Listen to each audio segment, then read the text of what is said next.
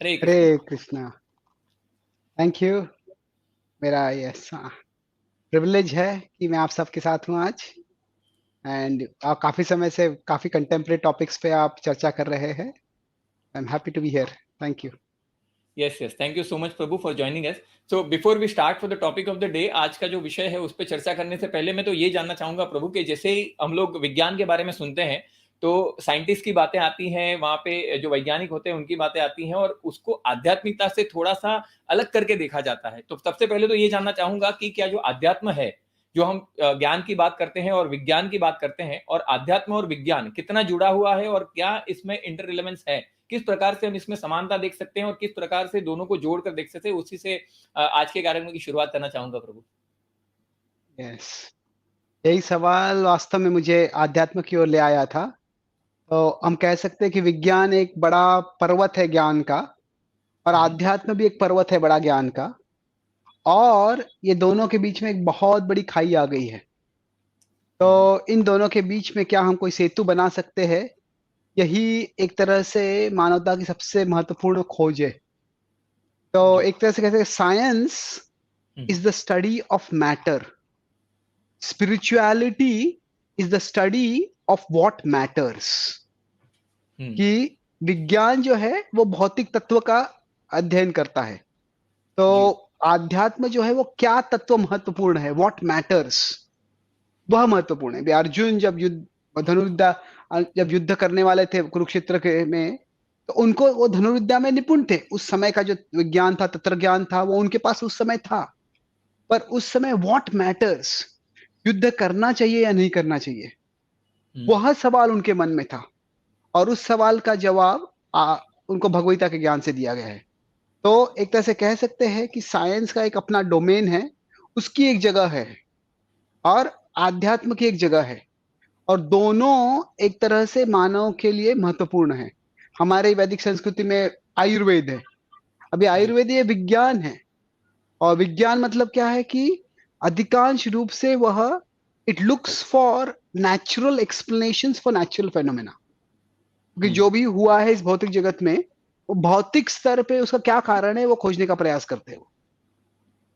तो अभी यह जो पद्धति है आयुर्वेद में भी है। अगर किसी को पेट बिगड़ गया है, तो ऐसे नहीं कहते भगवान तुम में नाराज है इसलिए पेट बिगड़ गया है। वो कहते हैं कि आयुर्वेद में विश्लेषण करते हैं कि भौतिक क्या समस्या है, कफवात पित्त का कुछ इम्बैलेंस हो गया है और उसके कारण हुआ है। तो विज्ञान क्या करता है, स्टडी ऑफ मैटर। तो जो भी जगत में हो रहा है उसका भौतिक कारण क्या है यह ढूंढना जरूरी है, यह विज्ञान सोचता है। और हाँ, भौतिक कारण महत्वपूर्ण है, जहां तक ढूंढ सकते हैं ढूंढना चाहिए। पर इस जगत में भौतिक तत्व के अलावा और कुछ भी है, और क्या महत्वपूर्ण है, व्हाट मैटर्स, सबसे महत्वपूर्ण क्या है, उससे और कम महत्वपूर्ण क्या है, ये समझना, ये आध्यात्म का ज्ञान है। तो दोनों के लिए महत्वपूर्ण जगह है। एक तरह से कह सकते हैं कि साइंस, अगर हम विज्ञान में प्रगति करते हैं तो science can improve the outer world. वो बाहर का जगत है वो उसको अच्छा कर सकता है। But spirituality is what will improve the inner world. आध्यात्म से हमारा अंतरंग जगत अच्छा हो सकता है। Science can improve things, spirituality can improve thoughts. तो विज्ञान से चीजें अच्छी हो सकती है, आध्यात्म से विचार अच्छे हो सकते हैं। और इसीलिए श्रील प्रभुपाद जी ने संस्था स्थापन की है। उसका नाम था नाम है अंतर्राष्ट्रीय कृष्ण भावनामृत संघ। मतलब हमारे विचारों को, हमारी चेतना को और ऊंची उठाए। तो मानव समाज के लिए दोनों जरूरी है, विज्ञान और आध्यात्म। पर अगर कुछ वैज्ञानिक लोग इस तरह से, वास्तव में वैज्ञानिक लोग नहीं कहना चाहिए उनको, कुछ नास्तिक लोग, वो विज्ञान का दुरुपयोग करते हैं। और वो कहते हैं कि अगर आपको वैज्ञानिक होना चाहिए तो आप आध्यात्म में, आत्मा में, भगवान में कुछ विश्वास नहीं कर सकते हैं। पर यह जी। एक भ्रांत धारणा है। अगर हम जो आधुनिक विज्ञान जिसे हम कहते हैं उसके शुरुआत से अगर हम देखते आए हैं, तो न्यूटन हो, गैलीलियो हो, वहां से लेकर पास्कल हो, केल्विन हो, आइंस्टाइन हो, वो सब इस जगत के परे कुछ और ऑर्गेनाइजिंग इंटेलिजेंस है, कुछ ऐसी बुद्धि है जिसका दर्शन हमें जगत में होता है। वो सब एक तरह से मानते हैं ये। तो उनकी संकल्पना बिल्कुल एक समान नहीं होगी, शायद वो शास्त्रों के अनुसार नहीं होगा, पर कुछ इस जगत के परे कुछ और सत्य है, यह समझना ज्यादा मुश्किल नहीं है और यह विज्ञान के खिलाफ नहीं है। तो विज्ञान और आध्यात्म वास्तव में मानव समाज के लिए दोनों जरूरी है। जी, जी, जी। जी, बहुत अद्भुत तरीके से आपने दोनों का समन्वय करके कैसे हमें देखना चाहिए वो बताया, क्योंकि जैसा आपने बताया कि हमारा जो अध्यात्म है वो हमारे विचारों की शुद्धि करता है और जो विज्ञान है वो हमारे आस-पास की जो वस्तु हैं उसको उसकी सुविधाएँ उपलब्ध कराता है। तो दोनों का जब समन्वय होता है तो हम उसकी वस्तुओं का उपयोग कर अपने अंतःकरण को शुद्ध करके वास्तविक चेतना में पुनः स्थापित हो सकते हैं। बहुत बढ़िया तरीके से आपने यस। समझाया। तो दर्शकों मैं आपको बता दूं कि प्रभु जी से बात करना हमारे लिए भी बड़ा सौभाग्य की बात है, क्योंकि प्रभु जी ने बहुत सारी जगहों पर आमंत्रित स्पीकर रहे हैं, जैसे TEDx, Google, Princeton, Salesforce, Yale, Cambridge और बहुत सारे ऐसे संस्थानों में जाते हैं और जहाँ पे अपना वक्तव्य देते हैं और लोगों को भगवत गीता के आधार पर बहुत अच्छा मार्गदर्शन देते हैं। तो बहुत बड़ा सौभाग्य है हमारा। तो आप कहीं जाइएगा नहीं और बहुत सुंदर वार्तालाप होने वाला है। तो प्रभु जी आपने जैसा बताया कि हमारा जो विज्ञान है उसकी जो वैज्ञानिक है वो विज्ञान में संशोधन करते हैं और एक बात यहाँ पे आती है, जैसा आपने बताया कि कहीं कहीं पर आध्यात्म को थोड़ा सा पीछे रखा जाता है और उसका एक कारण ये भी होता है कि जो विज्ञान होता है उसमें तथ्यों के आधार पर, उस सबूतों के आधार पर और प्रशिक्षण और प्रयोगों के आधार पर कुछ निष्कर्ष निकालने का प्रयत्न किया जाता है। लेकिन अगर उसमें हम आध्यात्मिकता को जोड़ देते हैं तो कहीं ना कहीं वो जो संशोधन का जो एक creativity, not exactly creativity but जो क्यूरियोसिटी होता है जानने का, वो कहीं ना कहीं रुक जाता है। अगर हम ये सोच ले कि हाँ ये तो सब भगवान की इच्छा से होता है और भगवान की रचना है और भगवान की ने प्रकृति में जो अपना जो अपनी दृष्टि से ये सब संचालन होता है, तो वहां पे कहीं ना कहीं रुकावट आती है। तो क्या आप समझते हैं कि उससे लाभ होगा या उसको थोड़ा सा दूर रखकर ही हम विज्ञान की तरफ आगे बढ़ सकते हैं? देखिए, ये एक साधारण कॉमन एक्यूजेशन है ये आरोप है नास्तिकों का कि अगर हम भगवान को स्वीकार कर लेते हैं तो फिर वैज्ञानिक जिज्ञासा है वो बंद हो जाएगी। जी। पर ये एक भ्रांत धारणा है, हम्म, क्योंकि अगर हम देखते हैं, मैं अभी कुछ समय पहले 4 महीना वेस्ट में था, तो 1 महीना इंग्लैंड में था। इंग्लैंड जब कैम्ब्रिज में मैं गया था, वहां पे हम we passed by the tree, उसी ट्री की वजह से गए। कहते हैं कि उस पेड़ के नीचे बैठ के न्यूटन जब बैठा था तब उसके सिर पे एक एप्पल गिर गया जी, और फिर तभी उसके बाद में उस विचार करते उसने गुरुत्वाकर्षण का जो विचार उसने प्रस्ताव निकाला, थियरी प्रपोज किया, डिस्कवर किया, प्रिंसिपल। जी, जी, अभी वो जो है, वो जो पेड़ है उसको वैज्ञानिकों के लिए एक तीर्थ क्षेत्र मानते हैं और वैज्ञानिक प्रवृत्ति लोग वहां पे जाते हैं और फिर वो वहां पे न्यूटन का गुणगान करते हैं। तो जी, पर यहाँ पे उसके अभी एक तो अभी जब न्यूटन के सिर के ऊपर पेड़ वो पेड़ से फल पड़ा, अभी न्यूटन ये मानते थे कि भगवान का अस्तित्व है। पर जब पेड़ पे फल गिरा, ये फल क्यों गिरा, तभी वो ये नहीं सोच रहे थे कि ये भगवान की इच्छा से गिरा। ठीक है, भगवान की इच्छा से गिरा है, पर क्या पद्धति है, क्या प्रक्रिया है, क्या मटेरियल मैकेनिज्म है जिससे वो गिरा। अगर वो भगवान को नहीं मानते थे तो लगता है ये तो अपने आप ही गिर गया, ये बाय चांस गिर गया, ये कुछ ऑर्डर नहीं है इसमें। The hmm, very exist the very search for order that is there in science presumes that there is a order maker behind nature. विज्ञान जो है वो देखता है कि ये निसर्ग किस नियम से चल रहा है। अभी हम सोच रहे हैं निसर्ग कौन से नियम से चल रहा है।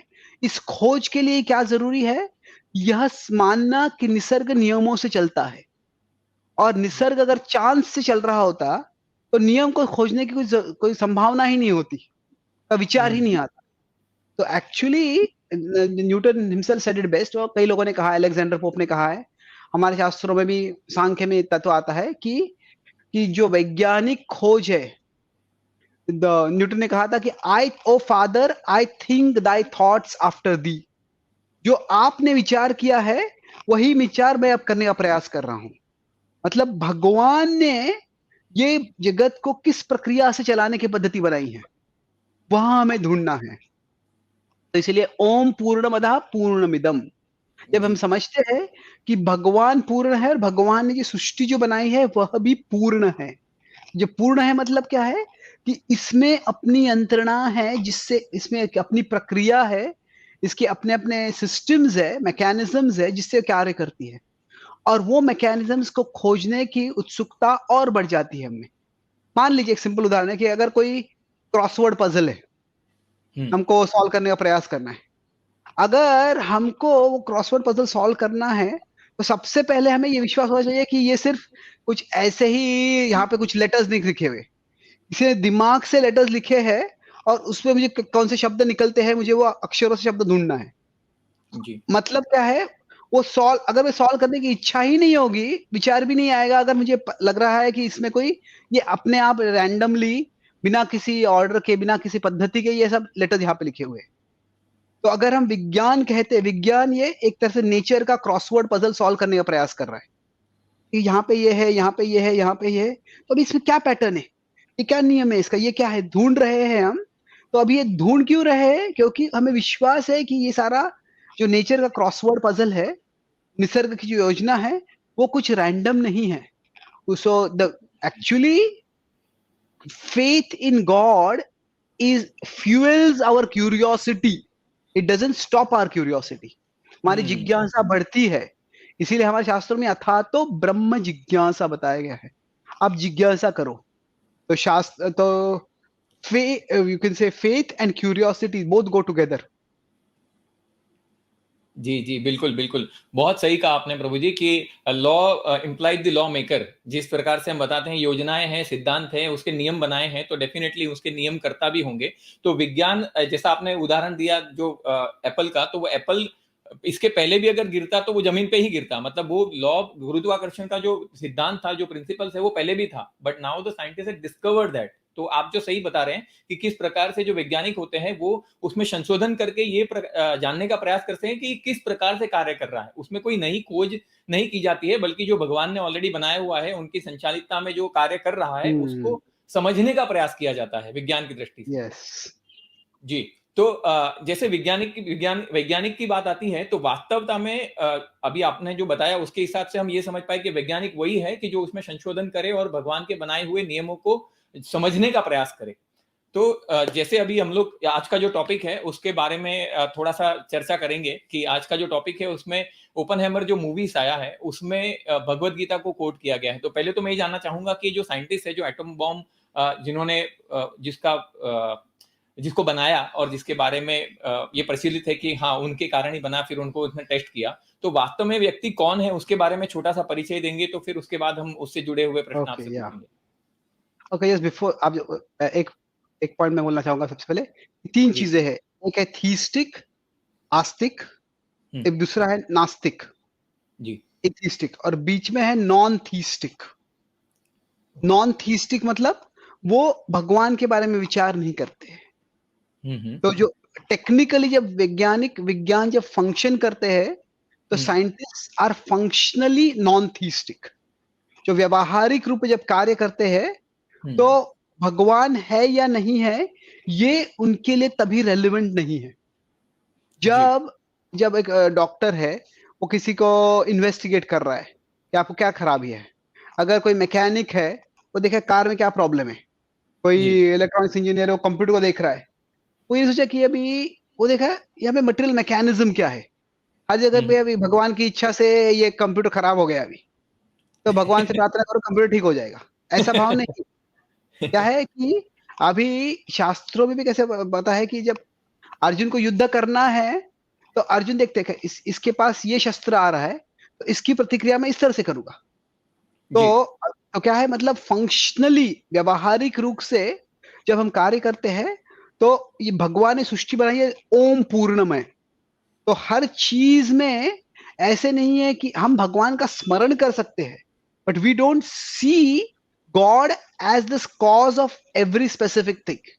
प्रभुपाद जी, हम हर चीज, छोटी चीज में हम भगवान इसके कारण ऐसे नहीं बोलते। जब पहली बार लंदन में रथ यात्रा हुई थी तो वो लंदन के भक्तों ने बहुत बड़ा रथ बना दिया पर रथ के पहिए उतने बड़े नहीं बनाए और फिर क्या हो गया, रथ को कोलैप्स हो गया, गिर गया जी। तो बड़े नाराज हो गए वो भक्त और उन्होंने प्रभुपाद जी को खत लिखा कि प्रभुपाद जी, क्या हमारे बहुत ही पुअर भक्ति के कारण, पुअर डिवोशन, हमारी भक्ति बहुत कम दर्जे की थी, क्या उसके कारण रथ गिर गया? प्रभुपाद जी ने कहा रथ गिरा not because of poor devotion but because of poor engineering. कि कि आपने इंजीनियरिंग से नहीं किया है। तो क्या है जी। कि वैज्ञानिक उनके संशोधन में अगर भगवान को नहीं लाते हैं तो वो गलत नहीं है। हम्म। एक है कि भगवान का उल्लेख न करना, हम्म। दूसरा है भगवान के अस्तित्व को ही नकारना।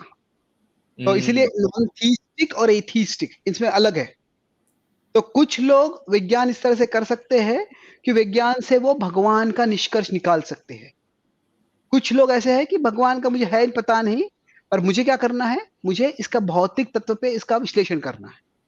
जी। पर जब वो एथिस्टिक हो जाते हैं हम्म। तो तभी क्या होता है कि जो एविडेंस नहीं है, जो पुरावा नहीं है, ऐसा निष्कर्ष वो निकाल रहे हैं। तो हम्म। इसीलिए जो वैज्ञानिक, साइंस इज अ टूल। अभी विज्ञान एक तरह से चश्मे के समान है। चश्मे से मैं कोई भगवान का दर्शन कर सकता हूँ, चश्मे से कोई व्यक्ति कुछ और चीज को देख सकता है। भगवान किसी और, हम किसी और चीज को, कोई व्यक्ति कोई अपने चश्मे से कुछ अश्लील चीज देख सकता है। तो साइंस एक टूल है, वो किसके लिए इस्तेमाल कर रहे हैं वो ओके। जी। सो आप तो आपका सवाल ओपनहाइमर के बारे में था अभी। जी। तो जी। Should I go to the answer? तो अभी देखिए कैसे ओपनहाइमर ये एक यूरोपियन साइंटिस्ट थे, बाद में वो अमेरिका में आए पढ़ाई के लिए वगैरह। तो हम्म। काफी युवा अवस्था से उनको, जहां तक हमको पता है, he had great fascination for eastern literature. उसको ओके। ईस्टर्न जो खास उस पे ईस्टर्न जो, मतलब खास करके भारतीय ग्रंथों में रुचि थी। तो भगवत गीता जब उसने सीखी, भगवत गीता के बारे में पता चला उसको, तो उसने सीखी, इसको इतना अच्छा लगी 1933 में। एक्चुअली ही लर्न संस्कृत ताकि भगवत ओ। गीता को ओरिजिनल लैंग्वेज में पढ़ सके वो। ओ। और जब वो विज्ञान वगैरह, ही वाज स्टडीइंग हार्वर्ड में, वो केमिस्ट्री फिजिक्स आगे सीख रहे थे, तो उनका ज्यादा रुचि संस्कृत लिटरेचर में था ऐसे लग रहा था। But he was quite versatile. Versatile मतलब कई टैलेंट्स थे उनके। और फिर जब जब सेकेंड वर्ल्ड वॉर चल रहा था, और सेकेंड वर्ल्ड वॉर काफी हद तक 1939 से लगभग चालू हुआ, 1944-45 तक चल रहा था वो। तो अभी उसके बीच में पहले से विचार आ रहा था कि शायद कुछ एटम बॉम्ब बन सकता है। अभी आइंस्टाइन ने ये पहले से संशोधन किया था कि मैटर और एनर्जी इनको हम्म। इंटरचेंज कर सकते हैं। तो उसके बाद उसका उपयोग करके ऐसा कोई वेपन बनाना, ऐसा शस्त्र बनाना जो बहुत विनाश कर सकता है। तो हम्म। ये एक विचार था वैज्ञानिकों के मन में, पर वो उसकी संभावना कहाँ तक ये पता नहीं थी। तो हम्म। उस समय अभी आइंस्टाइन यूरोप में थे, आइंस्टाइन जू, और जर्मन्स ने उनको परसिक्यूट किया, जूस को कैसे तो भी बच के वो वहां से आ गए।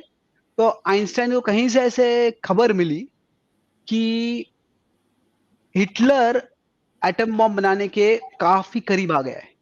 यूरेनियम को उसने प्रिपेयर कर लिया है, और अगर उसके साइंटिस्ट वो कर लेंगे तो तभी उसने, जो आइसेनहोवर थे अमेरिका के प्रेसिडेंट, उनको लेटर लिखा कि आपको एटम बॉम्ब बनाना चाहिए, और आप नहीं बनाओगे वो बना लेंगे तो जो एलाइज है, जो अमेरिका, यूके, फ्रांस, जो देश है, वो हार जाएंगे। हम्म। और तभी जो है वो मैनहट्टन प्रोजेक्ट चालू हो गया। तो जो मैनहट्टन प्रोजेक्ट जो था वो खास करके एटम बॉम्ब बनाने के था।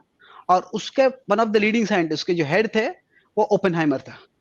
अभी ओ। ओपेनहाइमर जो, जब वो व्हेन ही उसको ये संशोधन वगैरह किया, तो मेक्सिको के डेजर्ट में, न्यू मेक्सिको के डेजर्ट में उन्होंने ये इसका एक्सपेरिमेंट किया। तो हम्म। जब वो एक्सपेरिमेंट किया, हम्म। जब वो विध्वंस हुआ, तो वो विध्वंस देख के इट वाज शॉकिंग।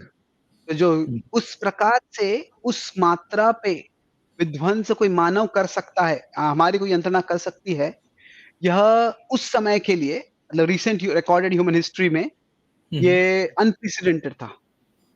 तो तभी जब इसके पहले कभी ऐसे हुआ नहीं था। तो कुछ वैज्ञानिक रोने लगे वो देखकर, कुछ वैज्ञानिक हंसने लगे, हम यशस्वी हो गए।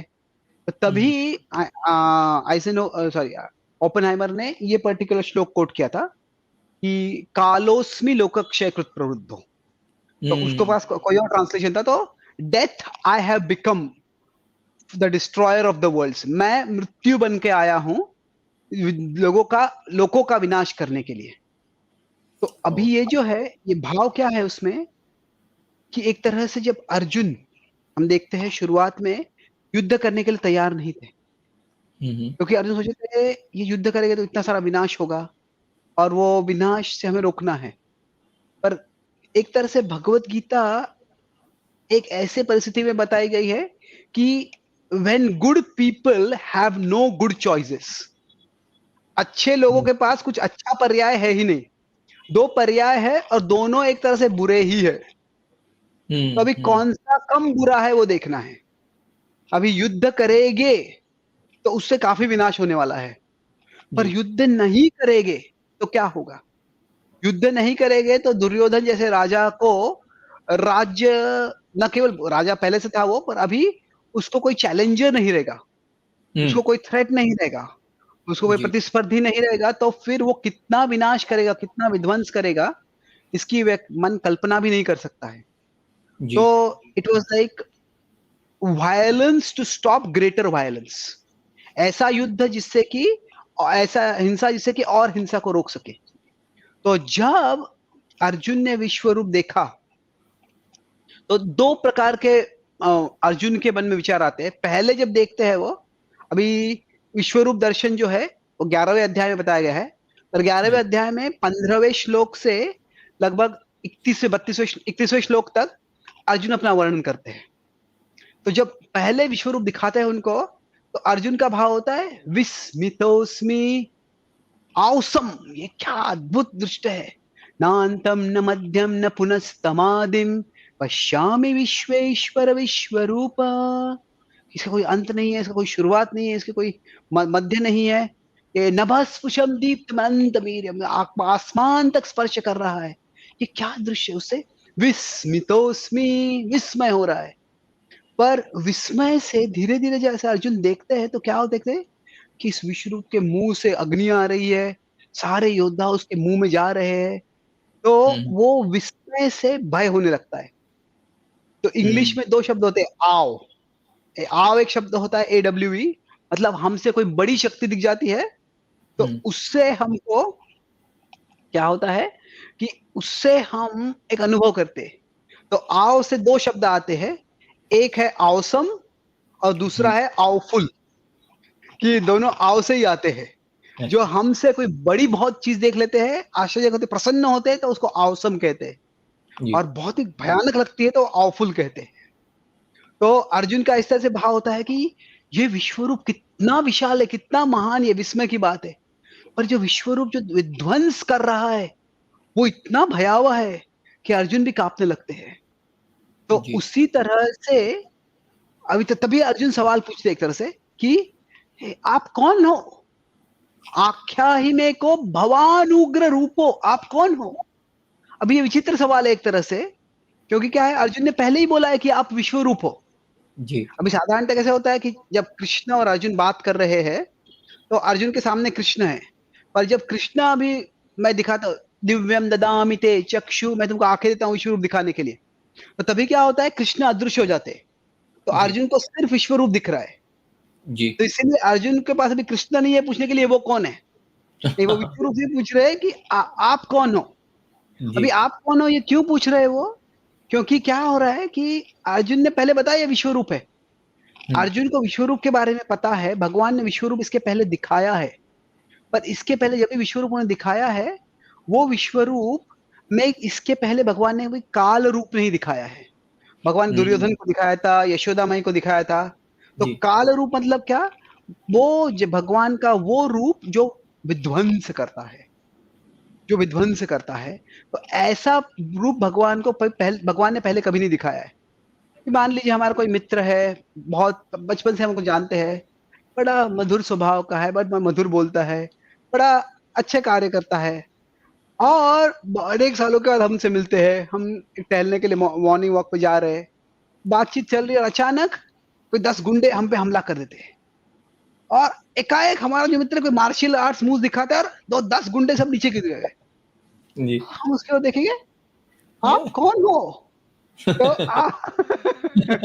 तो मतलब वो अभी ये कहेगा मैं तुम्हारा मित्र हूँ, नहीं वो सवाल नहीं है। क्या है, जानता हूँ तुम मित्र हो, पर ये कौन है, ये कौन है जो जीते हैं? तो बोले एक्चुअली मैंने कराटे सीखा है, अभी मैं black belt karate. Oh okay. तो वैसे ही क्या होता है, जब अर्जुन पूछते हैं तुम कौन हो, आप कौन हो, आख्या ही में को भगवान उग्र रूपो, वो 11वें अध्याय के 31 श्लोक में पूछते हैं कि मैं तो विश्वरूप जानता हूं, विश्वरूप बड़ा दिव्य है, पर यह तो भयावह है। तो ये भयावह रूप जो है ये क्या है? तो उसके जवाब में भगवान कहते हैं कि कालोस्मि लोकक्षय कृत प्रवृद्धो, कि मैं काल हूं। तो मैं यहाँ पे ये जो सारे लोक है उनका विनाश करने के लिए आया हूं। तो ये भगवगीता का संदर्भ है श्लोक का। तो अभी जब कालोस्मि लोकक्षय कृत प्रवृद्धो ओपेनहाइमर बताते हैं, तो एक तरह से ओपेनहाइमर का भी वही द्वंद्व था कि ओपेनहाइमर जानते थे कि सारे वैज्ञानिक उस समय जो थे, वो उन काफी लोगों में एक तरह से द्वंद्व था कि अगर ये हम अस्त्र बनाएंगे तो ऐसा विनाश होगा जो कभी हुआ नहीं है। तो क्या ये अस्त्र बनाना चाहिए, नहीं बनाना चाहिए? और फिर अगर हम अस्त्र बनाते हैं तो उसका कैसे उपयोग होगा, क्या उसके लिए हम जिम्मेदार है, हम जिम्मेदार नहीं है? तो ये जो सवाल थे, तो एक तरह से जो ये टेस्ट ये सही हो गया, तो एक तरह से आनंद था कि अभी यश हो गया कि हमने जो टेस्ट किया है उसको ट्रिनिटी टेस्ट कहा गया था, वो यशस्वी हो गया। तो एक तरह से आनंद था, पर एक तरह से उससे भय भी था कि अरे बाप रे, इससे क्या होने वाला है अभी। तो जब वो एटम बॉम्ब की शक्ति को देखा, उसकी विनाश करने की क्षमता को देखा, तभी एक तरह से जो अर्जुन ने वचन बोले थे कि अभी ये भगवान ही यहाँ पे आए हैं ये विश्व का संहार करने के लिए। तो जो एटम बॉम्ब की शक्ति है वह एक तरह से भगवान जैसे अद्वितीय शक्ति की स्मरण देती है। तो इसलिए ओपेनहाइमर ने तभी वो कोट किया था कि ये जो शक्ति से का गॉड लाइक पावर, ये भगवान जैसी शक्ति है। तो इसलिए उस समय वो विचार था कि कालोस्मि लोकक्षय कृत प्रवृद्धो, मृत्यु अभी भगवान ही मृत्यु बन के आए हैं विनाश करने के लिए। जी, तो इस कॉन्टेक्स्ट में उनका नाम, इस श्लोक को कोट करने की वजह से भगवत गीता से उनका नाम जुड़ा। और जैसा आपने पहले बताया था कि he was interested in eastern literature, और भगवत गीता उन्हें पढ़ना अच्छा लगता था, इसलिए वो संस्कृत सीखे ताकि वो ग्रंथों का अध्ययन कर सके। तो जैसा बाद में भी नहीं, एक्चुअली उनका भगवत गीता से कनेक्शन काफी ज्यादा था। जो अगला है, जो एफडीआर फ्रैंकलिन डी रूजवेल्ट, जो अगले प्रेसिडेंट थे अमेरिका के आइजनहोवर के बाद में, जब उनकी मृत्यु हुई तो उसके मेमोरियल सर्विस में ओपेनहाइमर ने सारे अपने मित्रों को भगवत बांटी। और जब उसके बाद में के 60s में उसको पूछा गया था which are the biggest influence books that influenced you, सबसे ज्यादा किताब कौन से इन्फ्लुएंस किए, उसमें से उसे टॉप 10 किताबों में से टॉप लिस्ट में जो था उनका भगवत गीता का नाम था। So he had a long relationship with the Bhagavad Gita एक तरह से। और उसका फेमस कोट है कि Bhagavad Gita is the most beautiful philosophical poem ever written in human history. ये सारे विश्व इतिहास में एक तत्व ज्ञान कहने वाली कविताओं में से भगवत गीता सबसे सुंदर है। जी जी बिल्कुल। और गीता का अर्थ ही ये होता है कि भगवान का गाया हुआ गीत, तो उन्होंने बहुत अच्छे से उसको प्रेजेंट किया। तो जैसे उन्होंने अभी आपने बताया कि उनका बहुत गहरा संबंध था भगवत गीता के साथ, और भगवत गीता उन्होंने बांटी भी और उनका विश्वास भी था और वो पढ़ते भी थे। तो ये कितने, क्योंकि बहुत सारे लोग ऐसे होते हैं भगवत गीता को कोट करके, जैसे आपने बताया अभी, उन्होंने जिस कॉन्टेक्स्ट में बताया कि ये भगवान के बराबर की शक्ति आई है जो विनाश करेगी, वैसा उस कॉन्टेक्स्ट में उन्होंने देखा। और जैसे आपने ऑफुल और ऑसम का जो कॉन्टेक्स्ट दिया, उससे हम समझ सकते हैं कि उनके पीछे का उनका उद्देश्य क्या रहा होगा। लेकिन भगवत गीता को कोट करके बहुत सारी जगहों पे ऐसे गलत तर्क भी दिए जाते हैं। जैसे सिंपल, एक वेरी सिंपल और बहुत ही कॉमन है, कर्म की बात करते हैं तो वहां पे कहते हैं भगवत गीता में कहा है कि कर्म करो, कर्म ही पूजा है। अब फिर उसमें विश्लेषण नहीं करते हैं कि किस प्रकार का कर्म करना चाहिए। और बहुत सारी जगहों पे चलचित्रों में भी भगवत गीता को कोट करके बहुत सारे अपने अपने फायदे के लिए, जैसे आपने बताया 3 कैटेगरी, उसके अंदर लोग उसका फायदा उठाते हैं। और उसके साथ में ये भी पॉइंट आता है कि भगवत गीता जो है वो दिव्य है, वो कहीं से भी उसका रेफरेंस भी लिया जाए, पढ़ा भी जाए, और किसी भी प्रकार से उसके संपर्क में अगर कोई आता है तो वो प्यूरिफाई करने वाली है और सूर्य के समान है। तो किस हिसाब से इसको देखना चाहिए कि भगवत गीता का जहां पे भी कॉन्टेक्स्ट लाया जाता है, वो भले ही उसका उद्देश्य गलत हो, तो क्या वो कॉन्टेक्स्ट और वो रेफरेंस वही फल देता है जो वास्तव में भगवत गीता का अध्ययन करने से और उस पर विश्वास रखकर भगवान के साथ संपर्क जोड़कर किया जाए? देखिए, इसके दो विचार है, दो पद्धति से लुक सकते हैं उसका। एक जी है कि किसी भी तरह से लोग भगवत गीता के बारे में सुनते हैं तो जी अच्छा ही है, क्योंकि उससे जी उनकी जिज्ञासा बढ़ती है। भगवत गीता में ही बताया गया है कि 4 प्रकार के लोग आध्यात्मिक खोज करते हैं, उनमें से एक है जिज्ञासु। तो जी जिज्ञासा किसी भी पद्धति से क्यों ना आ जाए, वो अच्छी है एक तरह से देखी जाए हम्म, तो। कई बार अगर कोई बड़े विचारवंत है, कोई कोई अपने अपने कॉन्टेक्स्ट में गीता को कोट करते हैं, तो उससे लोगों में कुछ उत्साह आता है, अच्छा ये गीता क्या है, मैं जानना चाहता हूँ। तो एक तरह से वो अच्छा है ना। प्रॉब्लम कब आता है कि जब वही गीता का इमेज बन जाता है। अभी कर्म ही पूजा है, ये भगवद गीता में बताया है, पर एग्जैक्टली वो नहीं बताया। स्वकर्मणा तम अभ्यर्च, कर्म के द्वारा उनकी पूजा करो। स्वकर्मणा तम अभ्यर्च एग्जैक्ट जो श्लोक है, अपने कर्म के द्वारा उस परम भगवान की पूजा करो। ये जी कर्म ही पूजा है, ये बहुत ही ओवर सिंप्लीफाइड और डिस्टॉर्टेड ट्रांसलेशन, वो एग्जैक्ट ट्रांसलेशन नहीं है। जी पर अगर कोई सोचता है कि यही भगवद गीता की शिक्षा है और इसके अलावा कुछ और नहीं है भगवद गीता, तो बहुत प्रॉब्लम है। ना अन्यद अस्ति इतिवादी, हाँ, इसके अलावा और कुछ नहीं है तो प्रॉब्लम है कि इनकम्प्लीट ज्ञान, अपूर्ण ज्ञान, ये प्रॉब्लम नहीं है। ठीक है, हम्म, सबको अपूर्ण ज्ञान है क्योंकि भगवान का ज्ञान तो इतना बड़ा है, किसी को पूर्ण नहीं होगा। बट जी when the incomplete is thought to be complete, it becomes incorrect. जब हम्म, अपूर्ण को पूर्ण मान लेते हैं, तब वो न केवल अपूर्ण रहता है, पर वो गलत हो जाता है। तो जी वही समस्या है कि अगर कोई गीता के एक श्लोक को लेता है और उसी को उसका सार मान लेता है, तो तभी वो समस्या आ जाती है। सोचता है कि मुझे और गीता पढ़ने की जरूरत नहीं, क्योंकि मुझे गीता पहले से पता है। क्या कहती है हम्म, गीता? कहती है कर्म ही पूजा है। गीता कहती है यही कहती है, वो कहती है, वो समस्या आती है। जी जी जी। तो जैसे हम इसकी बात करते हैं, जहां पर भगवत गीता की हमने बात की और उसके रेफरेंस लेते हैं, और जहां तक रचनात्मक ढंग से चलचित्र का, सीरियल्स का या ड्रामास का ये सब बात आती है, जहां पर उसको प्रेजेंट किया जाता है, वहां से अंडरस्टैंडिंग लेकर, तो आपके मत के अनुसार किस हद तक ये रचनात्मक जो स्वतंत्रता मिलती है? जैसे अगर हम ये मूवी की बात करें, जो इसमें जो मूवी में दिखाया गया है कि भगवत गीता का श्लोक एक ऐसे समय पर उच्चारित किया जाता है जो सोचनीय है, जो प्रश्ननीय है, और जहां पर आपत्तिजनक सीन, जो इंटीमेट सीन्स होते हैं, जो एडल्ट मूवीज में होते हैं, वैसे सीन के द्वारा भगवत गीता को कोट किया गया है। तो आपके हम्म, मत के अनुसार वो कितने हद तक, मुझे नहीं लगता है कि वो सही है, पर इसको कैसे समझा जाए? क्योंकि इसमें ऐसा बताया जाता है कि ये क्रिएटिविटी है और क्रिएटिविटी में थोड़ा हम्म, सा लिबर्टी लेते हैं। तो वहां पर आप किस कॉन्टेक्स्ट में इसको कैसे समझा सकते हैं कि क्या ये सही है या गलत है? क्योंकि आज का हमारा यही विषय है। यस। देखिए, दो चीजें हैं अगेन इसमें। सबसे पहले यह है कि ओपेनहाइमर के जीवन में ऐसा कोई प्रसंग हुआ है, ऐसे उसके बायोग्राफीज में कोई वर्णन नहीं है कि मतलब when वो he was having some physical relationship with some woman, हम्म उस समय किसी ने उसको गीता कोट करने को बोला और उसने किया है, ऐसा कोई प्रसंग नहीं है। तो जी मतलब फैक्चुअल दृष्टि से यह सत्य नहीं है। और वैसे भी अगर होता भी, तो भी वो मूवी में डालने की जरूरत है क्या, वो सवाल आता हम्म है। हम्म? जी तो पहले तो सत्य है ही नहीं, तो उसको डालने की जरूरत क्या है, वो आता है। हम्म और अभी यहाँ आर्टिस्टिक क्रिएटिविटी होती है, और आर्टिस्टिक क्रिएटिविटी जहां तक होती है, लोग बहुत कुछ कर सकते हैं आर्टिस्टिक क्रिएटिविटी में।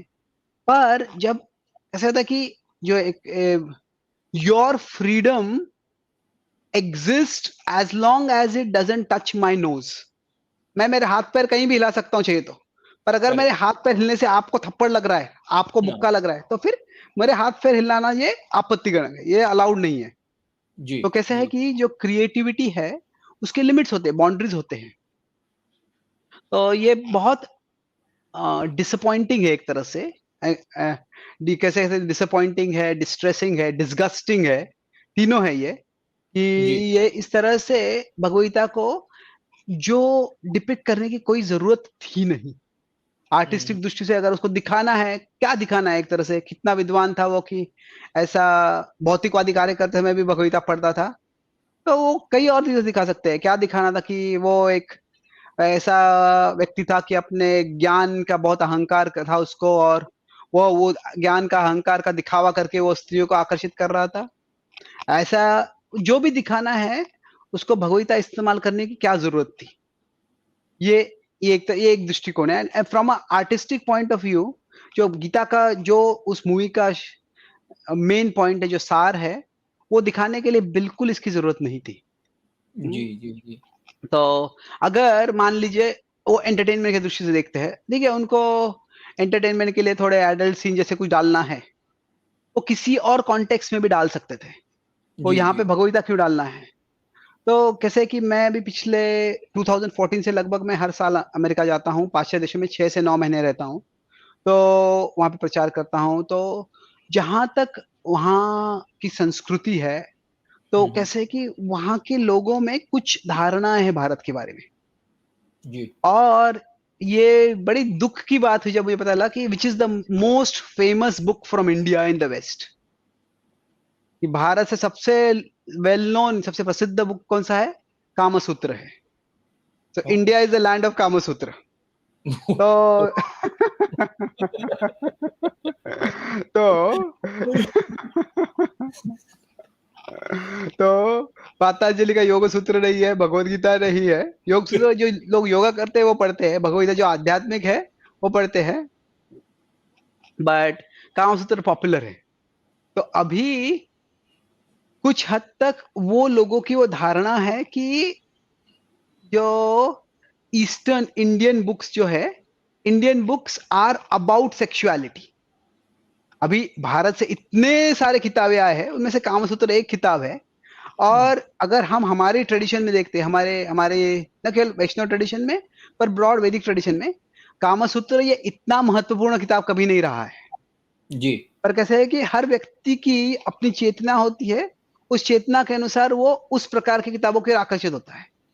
जी अगर किसी को स्पोर्ट, कोई बड़ी लाइब्रेरी होगी, किसी को स्पोर्ट्स में रुचि है, तो लाइब्रेरी में हजारों बुक होगी, वो स्पोर्ट्स मैगजीन की ओर जाएगा। किसी जी के मन में बहुत काम वासना है, तो फिर वो ऐसे मैगजीन जैसे किताब देखेगा वो जहां पे वो उस प्रकार की इच्छाओं की पूर्ति हो सकती है। तो जी। जिन लोगों के मन में वही विचार अधिक होते हैं, तो उन्होंने ईस्टर्न भारतीय ग्रंथों की लाइब्रेरी से उनको कामसूत्र ही ज्यादा प्रोमिनेंट हुआ है एक तरह से। तो इसलिए जब ये अमेरिका में दिखाया गया, हम्म तो अमेरिका में किसी ने ऑब्जेक्ट नहीं किया है। अधिकांश रूप से अमेरिका में ये जो मूवी पहले रिलीज हुई भारत से, तो हम्म अमेरिकन इंडियंस, अमेरिकन हिंदूज ने भी इसको ज्यादा ऑब्जेक्ट नहीं किया है। क्योंकि क्या हम्म है, दो, पर जब इंडिया में आ गया, हम्म। तो ये एक तरह से जरूर ऑब्जेक्शनेबल है। बट जी जहां तक जनरली जब भी कोई कार्य होता है गलत, तो हमें एक रेंज ऑफ एक्सप्लेनेशन है कि ये हम्म कार्य क्यों हुआ। ये क्यों हुआ? तो तीन चार हो सके: इग्नोरेंस, इनकॉम्पिटेंस और मैलेवोलेंस। हम्म इग्नोरेंस मतलब वो व्यक्ति को ज्ञान ही नहीं था। हम्म इनकॉम्पिटेंस मतलब वो सक्षम नहीं है, ऐसे ज्ञान प्राप्त करने का प्रयास नहीं था। और मैलेवोलेंस, मैलेवोलेंस मतलब वो व्यक्ति जानबूझ के कुछ हिंसा करना चाहता था। या गाड़ी हम्म का एक्सीडेंट हो गया। गाड़ी का एक्सीडेंट क्यों हो गया? क्योंकि वो गाड़ी ड्राइविंग जानता ही नहीं था। गाड़ी का एक्सीडेंट क्यों हो गया? क्योंकि वो वास्तव में अच्छा ड्राइवर नहीं है, या उसने नशा किया है, कुछ तो भी है। गाड़ी का एक्सीडेंट क्यों हुआ? वो जानबूझ के जो गाड़ी में जो थे उनको मारना चाहता था वो। तीन हम्म। एक्सप्लेनेशन हो सकते हैं। तो जी। इग्नोरेंस, इनकॉम्पिटेंस और मैलेवोलेंस। तो हम्म अज्ञान, असक्षमता और घृणा, घृणा या तिरस्कार या हम्म। नफरत। जी तो साधारणतया हमारे मानसिक हेल्थ के लिए, for our own mental health, it is best to start with the least negative explanations. कि जब भी कोई गलत कार्य करता है, तो सीधा हम ये मुझसे नफरत करता है, ये नफरतपूर्ण व्यक्ति है, वैसे एक्सप्लेनेशन की ओर अगर हम जाएंगे, हम्म वैसे अर्थ की ओर जाएंगे, तो सारे दुनिया को हम बड़े ही नकारात्मक दृष्टि से देखने लगेंगे। तो हम्म जब शुरुआत कैसे करेंगे? द लीस्ट ऑफेंसिव एक्सप्लेनेशन, कि ये हम्म व्यक्ति ने ऐसे क्यों किया। शायद अज्ञान के कारण है, शायद असक्षमता के कारण है, या वो घृणा के कारण है। तो जहां तक ये रिसर्च हुआ है, जहां तक पता चला कि जो ये डायरेक्टर है, ऐसा कोई उसका एजेंडा है हिंदुइज्म के खिलाफ, हम्म। ऐसे कुछ पिछले मूवी से ऐसे कुछ नहीं आया है, जी जहां तक मैं देखा है। और फिर अभी हॉलीवुड में या बॉलीवुड में एक तरह से डिपिक्शन हुआ करता है तो जी। दिस इज, तो my understanding this is incompetence. ये जो असक्षमता है, इग्नोरेंस नहीं है किसी, अभी कोई भी ऐसे ओपनहाइमर ने भगवगीता कोट किया है, तो Bhagavadgita is a book of wisdom. कैसे है कि जो भगवत गीता की एक प्रकार से दो भूमिकाएं हैं। One is a book of wisdom, the other is a book of religion. जी। ये दोनों अलग हैं। बुक ऑफ विजडम मतलब ये एक धर्म, एक ज्ञान का ग्रंथ है, और दूसरा है ये एक धार्मिक ग्रंथ है। अभी ये हम्म। पाश्चात्य संस्कृति में देखेंगे तो कैसे है कि बाइबल जो, उसको बुक ऑफ रिलीजन कहते हैं। पर अगर हम्म। हम सोक्रेटिस के राइटिंग्स देखते हैं, या प्लेटो या ऐसे फिलोसोफर्स हैं उनके राइटिंग देखते हैं, तो उसको बुक ऑफ विजडम कहते हैं। जी। वो होली बुक्स नहीं कहते उनको, विजडम है हम्म। वो। तो books of wisdom and books of religion, holy books. तो अभी पाश्चात्य देशों में जो भगवदगीता पढ़ी जाती है, अधिकांश लोग उसको, more people see it as a book of wisdom than book of religion. ओ। कि वो उसको एक ज्ञान का किताब देखते हैं, धर्म का किताब नहीं देखते। तो जी। इसीलिए अगर मान लीजिए कोई फिलोसफी का ग्रंथ था, हम्म। कोई अगर कोई सोक्रेटिस की किताब है, या कोई और फिलोसफर पाइथागोरस की किताब है, या कोई और किताब है, अगर वो उस समय पढ़ रहा है और वो उस समय फिजिकल रिलेशनशिप कर रहा है, तो okay, that's peculiar, that's strange, but it's hmm. Not outrageous. वो अजीब है, पर वो हम्म। एक तरह से क्रोधदायक नहीं है। तो क्या हम्म। है, एक तरह से इसलिए इट्स इनकॉम्पिटेंस। तो भगवत गीता, अगर वो डायरेक्टर ने थोड़ा और रिसर्च किया होता, तो जी। He would have known that Bhagavad Gita, okay, it's a book of wisdom, but it is not just a book of wisdom. वो हम्म। केवल एक ज्ञान का किताब नहीं है, वो एक धर्म का किताब है। और धर्म जी। मतलब क्या है कि लोगों की धार्मिक भावनाएं होती है उसमें। जी। और वह जो है, वह काफी हर्ट हुई है। और ये एक तरह से हमारी दृष्टि से इट्स इट्स आउटरेजियस। ये जी। ऐसे करना की कोई जरूरत नहीं थी, बिल्कुल जरूरत नहीं थी, और ये बहुत जी। गलत किया है। पर जैसे मैं बता रहा हूँ कि हर जगह पे किसी ने कोई गलत किया है, तो ऐसा निष्कर्ष निकालने की जरूरत नहीं है कि वो व्यक्ति ने हमारे प्रति नफरत था इसीलिए किया है। कई लोग हो हम्म। सकते हैं ऐसे नफरत के कारण कर सकते हैं, पर अगर जी। उस व्यक्ति के करियर ट्रैक रिकॉर्ड में ऐसे कुछ नहीं है, तो hmm. Better to not jump to that conclusions. तो भी जी। प्रोटेस्ट बढ़ रहे हैं, ऐसे हो सकता है कि वो उस सीन को निकाल देंगे, या उस सीन को रिप्लेस कर देंगे। लेट्स सी क्या होता है, बट इट इज, एटलीस्ट क्या हुआ है कि अवेयरनेस तो बढ़ रहा है, हम्म। कि अवेयरनेस की भगवदगीता का महत्व क्या है। भगवदगीता दोनों दृष्टि से देख सकते हैं हम, कि जी। अभी क्योंकि उस मूवी में भगवदगीता के बारे में बताया गया है कुछ और, तो जो लोग कभी भगवदगीता पढ़ते भी नहीं थे, वो लोग अभी भगवदगीता के बारे में जानेंगे। वो जी। अच्छा है। हम्म। जी। और कितने लोग वो भगवदगीता उस समय बताया गया है उसको देख के क्रोधित हो रहे हैं, और शायद उससे भगवदगीता के सैंक्टिटी के बारे में, भगवदगीता की पवित्रता के बारे में भी और बढ़ सकती है। पर कैसे है कि basically we should not, rather वो क्रिस्टोफर नोलन को दोष देने से बेहतर है, अगर दोष देना है तो भारतीय सेंसर बोर्ड को दोष देना चाहिए हमको, कि जी। उन्होंने क्यों नहीं देखा ये। कि हम्म। वो दो तो इंडियंस है उसमें भी, वो भारत में क्या अहमियत रखती है भगवदगीता, वो उनको पता है। तो उन्होंने जी। सेंसर बोर्ड में नियंत्रण करना चाहिए था। तो इट हम्म। इज अनफॉर्चुनेट, जो बहुत दुर्भाग्यशाली जो हुआ है। पर हर चीज पे हमें गुस्से से जलने की जरूरत नहीं है। संदर्भ समझ के, अगर हम रैशनली कम्युनिकेट करते हैं, तो क्या है कि वो आसान है एक तरह से, संभव है कि हम समझा सकते हैं। जी। जी। अमेरिका में कैसे है कि एक फॉल्स इक्विवेलेंस किया गया है। अमेरिका में ऐसे जैसे कि भारत और पाकिस्तान हमेशा युद्ध करते रहता है, और हम्म। हिंदू मुस्लिम हमेशा युद्ध करते रहते हैं। हम्म। तो मुस्लिमों का कुरान है, वह युद्ध करने को बोलता है, हिंदुओं की भगवत गीता है, वो भी युद्ध करने को बोलता है। तो क्या होता है कि अगर ये जो है ना, अगर हम इतिहास देखते हैं, तो Hinduism is the least violent religion in the world. जी। कि हिंदुइज्म जो है, कितने हिंदू राजाओं ने दूसरे राज्यों पे आक्रमण करके उनका विनाश किया है, बहुत बहुत कम है ऐसे। हम्म। पर क्या है, ये फॉल्स इक्विवेलेंस, एक गलत समानता की गई है। और जी। अगर हम कहते हैं कि कुरान पे कोई कैसे करेंगे हिम्मत नहीं करता था, अगर आप कुरान पे नहीं कर सकते हम भगवद गीता पे करेंगे तो हम भी प्रतिकार करेंगे। तो क्या कर रहे हैं, we are reinforcing the same conception that misconception people have. तो वो लोग थे कि हाँ, ये जो लोग है भारत पाकिस्तान हिंदू मुस्लिम, वो सब फेनेटिकल है, वो सब इंटॉलरेंट है, वो सब संकीर्णवादी है, वो सब हर चीज पे हिंसा करने पे आ जाते हैं। तो बेहतर है कि हम रैशनली बुद्धिमत्ता के स्तर पे समझाए। और भारत में जो है, भारतीय अभी काफी इन्फ्लुएंशियल है। अमेरिका में Indians are the wealthiest minority. ये अमेरिका में अलग अलग देश के लोग आए हैं, तो चाइना से लोग आए, जापान से लोग आए हैं, पाकिस्तान से आए हैं, अलग अलग देशों से आए हैं। तो सारे देशों से लोग अमेरिका में जो है, उनमें से सबसे अमीर जो लोग है वो भारतीय है। तो काफी इन्फ्लुएंशियल है भारतीय। तो अगर हम प्रॉपरली एक्सप्लेन करते हैं, हमारा इंटरेस्ट कन्वे करते हैं, तो ऐसे प्रसंगों को टाला जा सकता है भविष्य में कम से कम। जी जी, बहुत बहुत धन्यवाद प्रभु जी, जिस कॉन्टेक्स्ट में आपने समझाया है।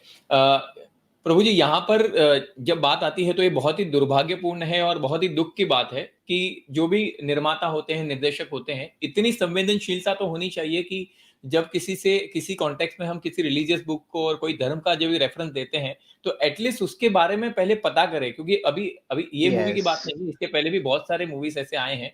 मेरा मेरा ऐसा पर्सनल व्यू रहा है प्रभु जी कि अगर आपको जिस सब्जेक्ट में, see you may be a very good best director, best art director, जो भी आप हो, आपका स्किल्स होगा, पर जिस विषय में आपको ज्ञान नहीं है, उस ज्ञान को पहले अर्जित कर लीजिए और उसको समझने के बाद, तथ्य क्या है उसको जानने के बाद उसको प्रेजेंट कीजिए, if it all it is required. जैसा आपने बताया कि भगवत गीता का अगर रेफरेंस दिखाना था ओपन हेमर के साथ, उसका कुछ दिखाना था कि कनेक्शन था, तो देयर वर मेनी अपॉर्चुनिटी। उसको एक अलग तरीके से प्रेजेंट किया जा सकता था और बताया जा सकता था कि हाँ, उनका कॉन्टेक्ट था, समझते थे और इस पे बहुत रुचि थी। पर उस पर्टिकुलर जगह पे दिखाना और ये कंट्रोवर्सी क्रिएट करना, वैसे सीन्स के साथ में उसको जोड़कर दिखाना, वो थोड़ी सी असंवेदनशीलता है और निर्देशक निर्माता उनको थोड़ी सी इस नहीं, तरह काफी, थोड़ी सी जी नहीं, काफी असर चलता है। जी जी, यस। बहुत सारी असंवेदनशीलता है। और जैसा आपने कहा कि हो सकता है उनको ज्ञान ना हो, पर मेरा प्रश्न वही आता है कि जिस चीज का आपको ज्ञान नहीं है, उस चीज में आप हाथ क्यों डालते हैं? मतलब उसको आपको पहले समझना चाहिए कि वो किस कॉन्टेक्स्ट में है, उसके पीछे का बैकग्राउंड क्या है, वो समझ कर फिर उसको डाला जाए तो बहुत अच्छा होगा। और जैसा आपने कहा कि इसका पूर्ण मतलब जो उत्तरदायित्व है वो सेंसर बोर्ड का भी है, specifically when it is release in India. तो वहां पर तो हो सकता है उधर अज्ञान हो, पर यहाँ पर तो ज्ञान जानबूझ के अंधे बनने वाली बात आती है कि आपको पता है और उसके बाद भी इसे आपको रिलीज कर रहे हैं, तो वो कहीं ना कहीं कंट्रोवर्सी क्रिएट करेगा और उससे लोगों की आस्था और उसकी श्रद्धा पे क्वेश्चन आता है। तो लोग इसमें एक मत और भी आता है प्रभु जी कि यहाँ पर ये बोलते हैं कि जैसा मैंने पहले भी बताया कि भगवान जो है या उनसे जुड़े हुए जो भी लिटरेचर है, चरित्र है, वो सूर्य के समान है और वो अपने आप में पूर्ण है। तो उसको ऐसी छोटी छोटी बातों से उन पे लांछन नहीं लगता, उन पे तकलीफ नहीं होती। और वो सूर्य, जैसे एक एग्जाम्पल भी देते हैं कि सूर्य जो है वो जमीन पे पड़े हुए मलमूत्र को शोषते हैं, मतलब वो एब्जॉर्ब कर लेते हैं। बट उसके वजह से उनकी गरिमा पे, उनकी गुणवत्ता पे या उनके दिव्यता पे कोई दाग नहीं लगता। तो लोगों का ऐसा तर्क होता है कि भगवत गीता का, जैसा आपने कहा कि भगवत गीता के बारे में लोग सोचेंगे, that is a positive way of looking at it, कि उसके बारे में सोचेंगे, पढ़ने का प्रयास करेंगे। बट वो लोग ऐसा भी कोट करते हैं कि भगवत गीता अगर पूर्ण है और उसकी पवित्रता इंटैक्ट है, तो फिर कैसे भी दिखाओ क्या फर्क पड़ता है? तो इसको कैसे आप समझाने का प्रयास करेंगे, किससे समझ सकते हैं इसे? ओके, देखिए भगवत गीता शुद्ध है जी और भगवत गीता कभी अपवित्र नहीं होती है। और भगवत गीता के जी संपर्क आने से व्यक्ति पवित्र होता है। जी। ये दोनों चीजें सही है। पर क्या है, हर चीज के लिए एक कॉन्टेक्सचुअल अप्रोप्रिएटनेस होता है। परिस्थिति में क्या उचित है। अभी मान लीजिए कि उसको आइसक्रीम खाना अच्छा लगता है, तो जी आइसक्रीम खा सकते हैं। तो अगर मान लीजिए किसी के परिवार में कोई मृत्यु हो गया है, तो आप मेमोरियल सर्विस में जाते हैं उनके, कभी गंभीर होते हैं, कभी कुछ आप यूलोजी देते हैं, जब उनके बारे में कुछ मेमोरियल कुछ बात कहते कहते हैं, तो तभी एक भाव होता है। मान लीजिए कोई व्यक्ति की मृत्यु हो गई है और उस समय आपको उनके बारे में कुछ बोलना है, उस समय आप आइसक्रीम खा रहे हो। हम्म तो वो क्या है, आइसक्रीम खाना एक चीज है और वो ये मेमोरियल जो है वो अलग चीज है। तो हम्म हर परिस्थिति में कुछ उचित है, कुछ अनुचित है। तो क्या है यहाँ पे, it is not a question of rights. कहते हैं मेरा अधिकार है, स्वतंत्र देश है, मैं चाहूंगा तो मैं कहीं भी आइसक्रीम खाऊंगा। हाँ, वो राइट्स का बात नहीं, ये कॉमन सेंस का बात है, ये सेंसिटिविटी का बात है, अप्रोप्रिएटनेस, उचितता का बात है, ये संवेदनशीलता का बात है, ये की बात है ये। तो ये जो है भगवत गीता, इट इज, भगवत गीता अशुद्ध नहीं होती है। भगवत गीता के बारे में विचार करने से कोई अशुद्ध नहीं होता है। पर जब व्यक्ति भगवत गीता को देखता है उस परिस्थिति में, तो व्यक्ति के मन में मेंटल इमेजेस फॉर्म होती है। तो अभी जो व्यक्ति भगवत गीता के बारे में कुछ जानता नहीं है और वह उसका पहला परिचय भगवत गीता से इस तरह से होता है, तो उसके मन में क्या आएगा, शायद उसको कामसूत्र के बारे में पहला आता है, भगवत गीता और कामसूत्र एक जैसे ही कुछ शास्त्र है, तो ऐसे हो जाएगा। तो क्या हो जाएगा कि प्रॉब्लम क्या है, हमें समझना चाहिए कि हमारा मन एसोसिएशन फॉर्म करता है, हमारा मन संबंध जोड़ता है, इसका और इसका उसका। तो अब जैसे जब जब हरे कृष्ण भक्त पहली बार भारत में आए थे, तो एक बॉलीवुड के डायरेक्टर ने मूवी बनाया था, दम मारो दम, हरे कृष्ण हरे राम। तो अभी क्या था, ये सत्य था कि उस समय पाश्चात्य देश में कई लोग ड्रग्स लिया करते थे, और जो ड्रग्स लेने वाले लोग थे वो भारत में भी आया करते थे, और कुछ हद तक इन्हें भारत में लोग आध्यात्मिक खोज करते, कुछ ड्रग्स लिया करते, कुछ भांग वगैरह से लिया करते थे, उससे उनको थोड़ा जस्टिफिकेशन मिलता था, कारण देने का संभावना मिलता था। ये सत्य है, सब कुछ सत्य है। और प्रभुपाद जी ने पाश्चात्य भारत को लोगों को लेके आए थे वो। पर क्या है कि जब हरे कृष्ण हरे राम ये कहीं भी आए वो शुद्ध ही करता है, उसमें कोई संभावना नहीं है। पर जब ऐसे दिखाया कि ये नशा करने वाले लोग हरे कृष्ण हरे राम बोलते हैं, तो उससे क्या होता है, वो उल्टा कोरिलेशन होता है। नशा करने वाले लोग हरे कृष्ण हरे राम बोलते हैं, उससे क्या लोग सोचते हैं कि हरे कृष्ण हरे राम बोलने वाले लोग नशा करते हैं। तो ये रॉन्ग कोरिलेशन हो जाता है जी। तो जब वो ऐसे भौतिकवादी कार्य करते समय भगवत गीता रिसाइटेशन किया जाता है, तो लोगों के मन में क्या जाता है, भगवत गीता ऐसे कार्य करने को आपको बोलती है क्या। तो इसीलिए भगवत गीता जो है कामसूत्र जैसी किताब है। तो इसीलिए जो मेंटल इमेज लोग फॉर्म कर रहे हैं वो प्रॉब्लमेटिक होता है, उससे समस्या आती है। तो that is what we are against primarily. जी तो जी जी भगवत गीता ये बहुत शुद्ध है, और ये कभी अशुद्ध कभी नहीं होती है।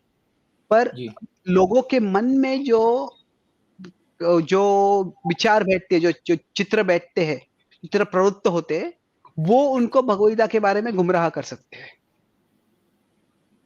जी जी, बहुत बहुत धन्यवाद प्रभु। अंतिम में एक प्रश्न पूछूंगा और फिर हमारे कार्यक्रम के अगले पड़ाव में जाएंगे। तो जैसा हमने समझा आपसे कि भगवत गीता तो पवित्र ही है, पर उसको जिस कॉन्टेक्स्ट में देखा जाए तो हो सकता है उसकी एक गलत छवि, एक गलत रूपांतर व्यक्ति के मस्तिष्क में जा सकता है, और उससे उसकी चेतना में थोड़ा सा दूषितपन आ सकता है।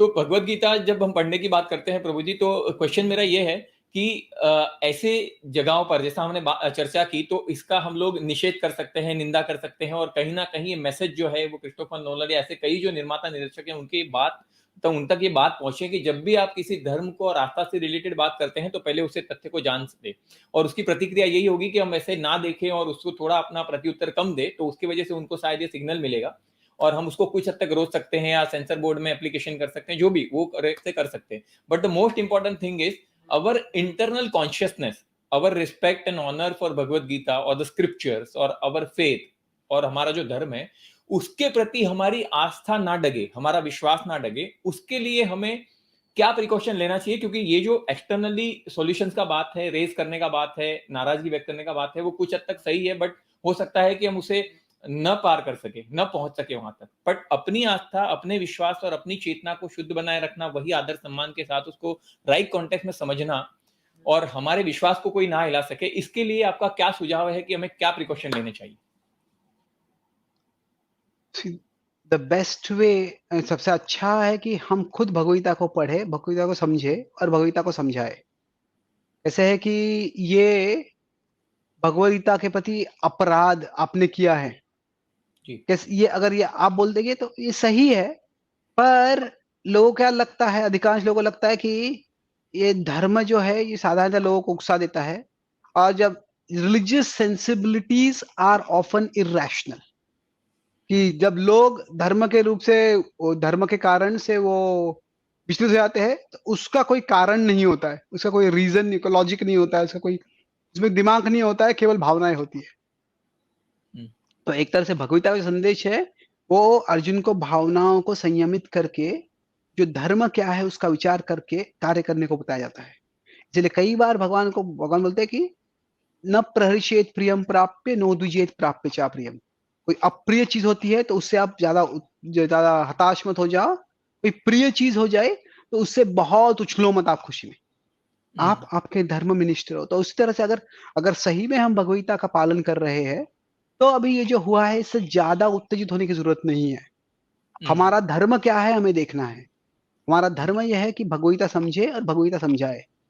और अगर वो हम करेंगे तो फिर उससे और लोग समझेंगे और लोग जो है भगवद को और सकारात्मक रूप से दिखाएंगे। प्रभुपाद जी ने अगर हम देखेंगे तो प्रभुपाद जी 1960s में उन्होंने लगभग हमारे भगवद की कमेंट्री लिखी। तो उसके पहले 1950 1940 1950s में भारत का पार्टीशन हुआ था और प्रभुपाद जी बंगाल में थे। बंगाल में काफी राइट्स वगैरह हुई थी।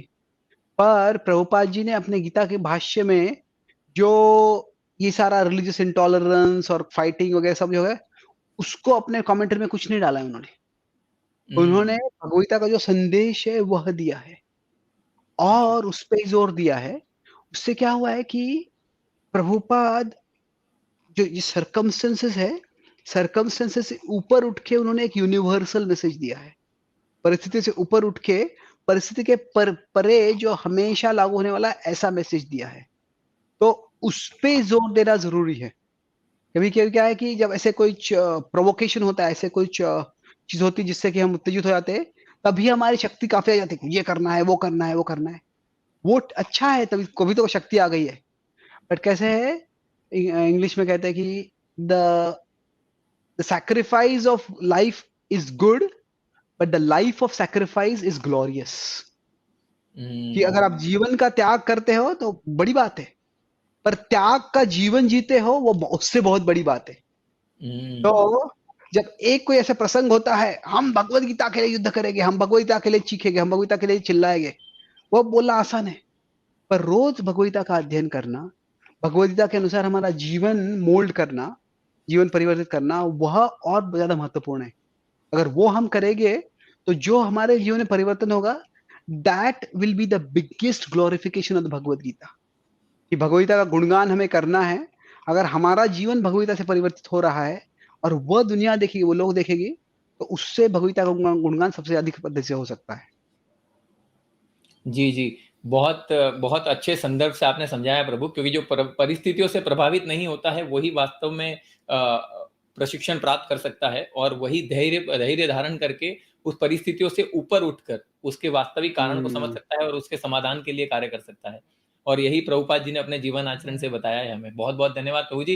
अब समय की मर्यादा को ध्यान में रखते हम बढ़ेंगे हमारे कार्यक्रम के अगले पड़ाव पर, जहाँ पे दर्शकों के कुछ प्रश्न होंगे जो मैं आपसे पूछूँगा और आपसे उसके समुचित चर्चा होगा। तो जो सबसे पहला प्रश्न आज के कार्यक्रम के लिए आ रहा है वो है मितेश जी का प्रश्न है, Prabhu ji, some people say that the God doesn't exist, so that so what would you like to say for this to such people. कुछ लोगों का ऐसा मानना है कि भगवान का अस्तित्व है ही नहीं, भगवान विद्यमान ही नहीं है। तो ऐसे लोगों के लिए हम क्या प्रत्युत्तर दे सकते हैं उनको? भगवान का अस्तित्व नहीं है यह कहने का अधिकार जो भी चाहता है उसको अधिकार तो है। पर कैसे है कि there is opinion and there is fact. कि आपका मत है और सत्य है। अभी सत्य क्या है वो जानना है तो हमें निष्कर्ष देखना है। तो सबसे पहले लॉजिक के स्तर पे there is no way to prove the non existence of God. कोई भी ऐसा वैज्ञानिक वैज्ञानिक एक्सपेरिमेंट नहीं है प्रयोग नहीं है कोई भी वैज्ञानिक तर्क नहीं है जिससे हम साबित कर सकते हैं कि भगवान का अस्तित्व नहीं है। तो इसीलिए atheism is an unscientific position.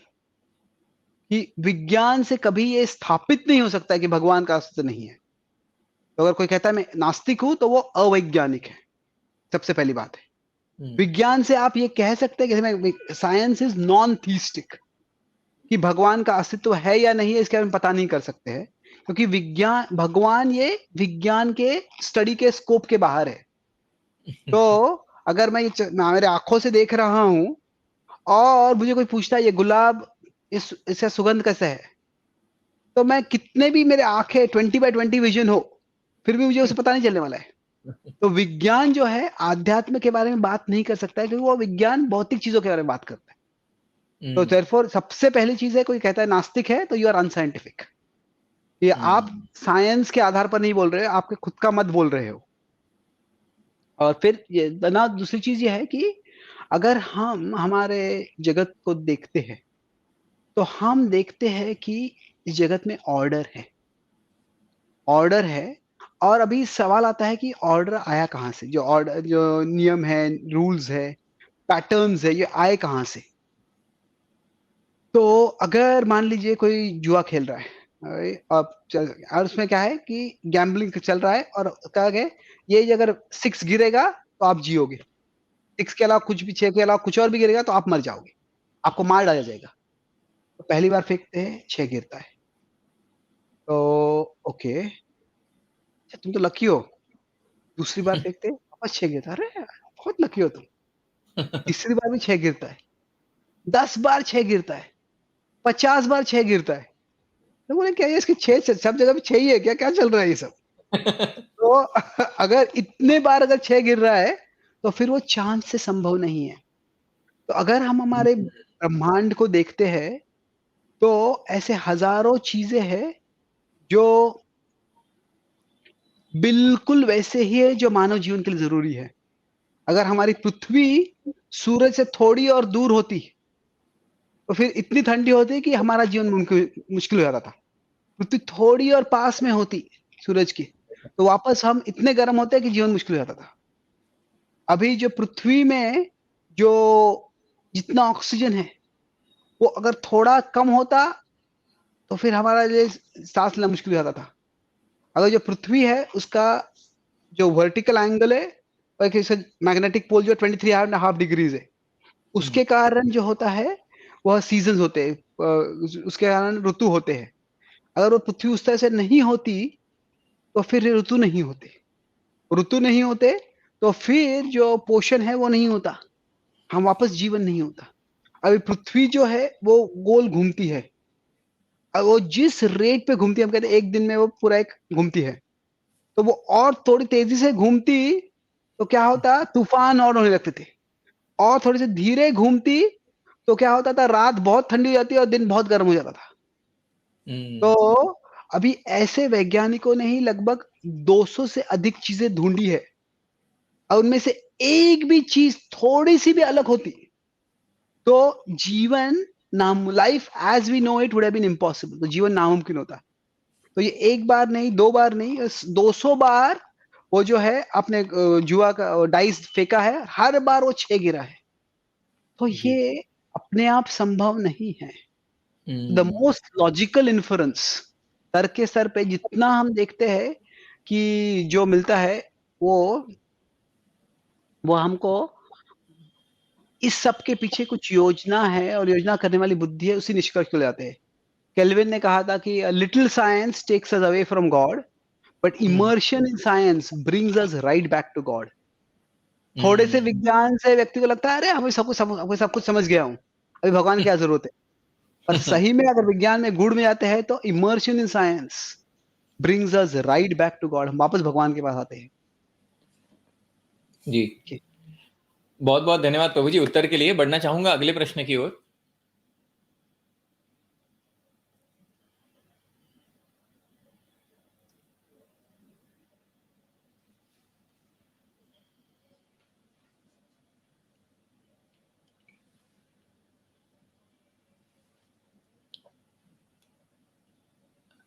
Debashish जी का प्रश्न है, how to understand descriptions of the warfare given in the scripture, like one warrior shooting the thousands arrow at a time etc. तो इनका प्रश्न है कि किस प्रकार से जो युद्ध का विवरण दिया गया है शास्त्रों में उसको कैसे समझ सकते हैं, जहां पे जैसे हम अर्जुन की बात करते हैं तो एक एरो से बहुत सारे तीर निकलते हैं और बहुत सारे सैनिक घायल हो जाते हैं और मर जाते हैं। तो इसको किस दृष्टिकोण से समझना चाहिए, क्या दिव्य शक्तियां होती हैं या क्या इसमें स्किल्स होते हैं, कैसे समझें इसको? ये इसके टेक्नोलॉजिकल सवाल है या एथिकल सवाल है ये? मतलब एक योद्धा अनेक लोगों को मारने का सवाल है, या कैसे होता है क्या? What is the question about? हाँ, question is about one one one warrior okay, तो शूटिंग दोनों दूसरे बोल सकते हैं। कैसे है कि जो जो तंत्र ज्ञान है वो अलग अलग पद्धतियों से प्राप्त होता है। अभी जी। कैसे है कि जो आज आधुनिक तंत्र ज्ञान जो है वो इस तरह से कि निसर्ग को एक मैकेनिज्म पूरा मान ले, और ये मैकेनिज्म को, अब मान लीजिए मेरे पास एक टैप है, टैप से पानी आ रहा है, तो टैप को मैं और खोलता हूँ और खोलता हूँ तो ज्यादा पानी आता है, और बंद करता हूँ तो कम पानी आता है। तो अभी जो आजकल का जो विज्ञान है वो इस टैप को और ऐसे, और कैसे खोल सकते हैं, और कैसे खोल सकते हैं, और ज्यादा से ज्यादा कैसे खोल सकते हैं, वो देखना है, और ज्यादा से ज्यादा पानी लाना है। पर जो वैदिक विज्ञान था वो था कि अभी टैप वो किसी गवर्नमेंट से आ रहा है, तो अगर गवर्नमेंट को आप ज्यादा टैक्स भरोगे तो ज्यादा पानी दे देगा वो आपको। तो ज्यादा पानी आप उसे टैप को मैनिपुलेट करके ला सकते हैं, या टैप सप्लाई, पानी सप्लाई वाले को उनको सेटिस्फाई करके ला सकते हैं। पर फल तो वैदिक वैदिक तंत्र ज्ञान जो था वो क्या था कि जब हम देवी देवताओं की, भगवान की उपासना करते हैं, तो निसर्ग के पीछे जो शक्तियां हैं, जो व्यक्ति है, वो जब हम संतुष्ट हो जाते हैं तो वो हमको शक्ति देते हैं। तो जी। वो जो शक्तियां थी, जो अर्जुन के पास जो अलग अलग अस्त्र थे, वह इस तरह से उन्होंने बहुत तपस्या की थी, देवी देवताओं को प्रसन्न किया था, भगवान को प्रसन्न किया था, उससे उनको शक्तियां प्राप्त हुई थी। और जहां तक वो एक जो योद्धा है, अनेक योद्धाओं को, अनेक सैनिकों को मार रहा है, तो साधारणतया वो जो दिव्य अस्त्र होते थे वो डायरेक्टली सैनिकों के ओर नहीं मारे जाते थे। वो दिव्य अस्त्र जो थे वो दूसरे जो योद्धा है उनकी ओर मारे जाते थे। अभी उनकी जिम्मेदारी है कि वो भी अपना दिव्य अस्त्र निकाले और इस दिव्य अस्त्र का प्रतिकार करे। जी। अगर वो इस दिव्य अस्त्र का प्रतिकार नहीं करेंगे तो फिर क्या होगा, उनको भी हानि होगी, और उनके जो अधीन में उनको सपोर्ट करने सैनिक है उनको भी हानि होगी। तो जब 15वें दिन द्रोण डायरेक्टली बिना किसी योद्धा के सीधा जो बाकी सैनिकों को मारने लगते हैं, तो फिर वो उसको, वो इतना गलबा जाता है कि सप्तऋषि ऊपर आसमान में आते हैं और द्रोण से कहते हैं तूने पाप किया है अभी। तो बेसिकली दिव्य अस्त्र, जो दिव्य अस्त्र है उनके ही खिलाफ इस्तेमाल करनी चाहिए, वो नैतिकता थी। और पांडव भी पालन करते हैं, भगवान भी पालन करते हैं रामायण में भी। जी। Okay. जी, जी। बहुत-बहुत धन्यवाद आपके उत्तर के लिए। बढ़ना चाहूँगा अगले प्रश्न की ओर। अगला प्रश्न पूछा जा रहा है, मधुसूदन जी का प्रश्न है, can we read Bhagavad Gita in our sleeping bed? तो ऐसे बहुत सारे प्रश्न आते हैं कि भगवद गीता को क्या एक आसन पर बैठकर ही पढ़ना चाहिए, या आते-जाते कहीं पे लेटे हुए, सोते हुए, कार्य करते हुए भी पढ़ सकते हैं? कहीं से भी भगवद गीता पढ़ना अच्छा है।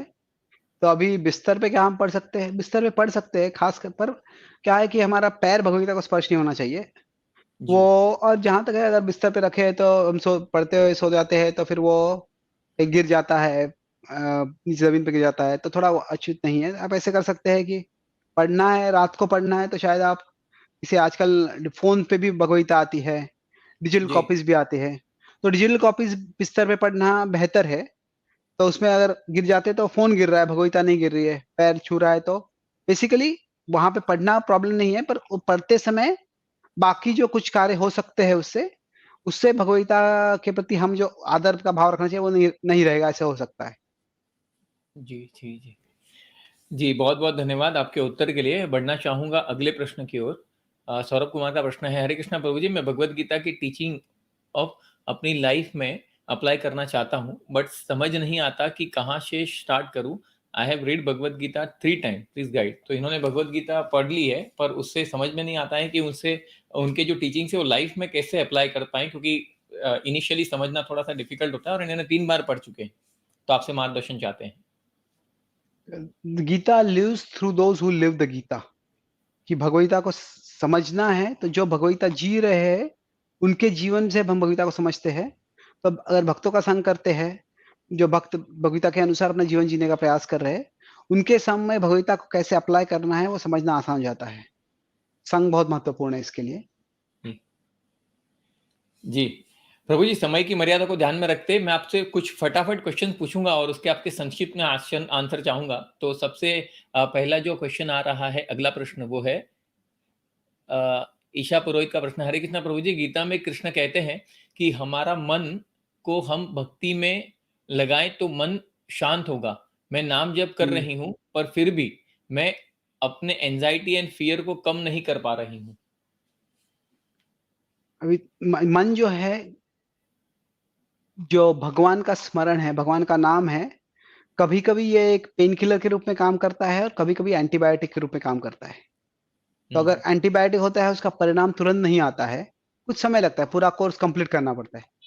जो पेन किलर होता है, उसके तुरंत राहत मिल जाती है।